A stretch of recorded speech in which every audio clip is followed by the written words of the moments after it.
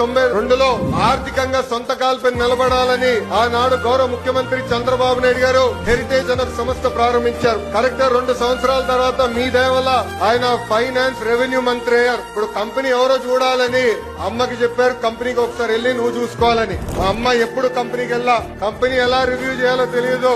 అలాంటిది ఈ రోజు మా తల్లిని చూడండి, 5,000 కోట్ల విలువైన కంపెనీ ఆమె స్వయంగా నడిపిస్తుంది. అంతేకాదు అన్న ఎన్టీఆర్ పేరుతో ఎన్టీఆర్ ట్రస్ట్ అని ఆనాడు బాబు గారు స్థాపిస్తే ఈ రోజు అద్భుతంగా మా తల్లి ముందలు తీసుకెళ్తుంది. బ్రహ్మణి గురించి కూడా నేను చెప్పాలి కదా 2 మాటలు. స్టాన్ఫోర్డ్ లో చదివింది, తిరిగి వచ్చి కంపెనీలో ఇప్పుడు ఆమె పనిచేస్తుంది. ఏకంగా నా క్రెడిట్ కార్డు బిల్లు కూడా బ్రహ్మణియే కట్టే పరిస్థితికి వచ్చింది.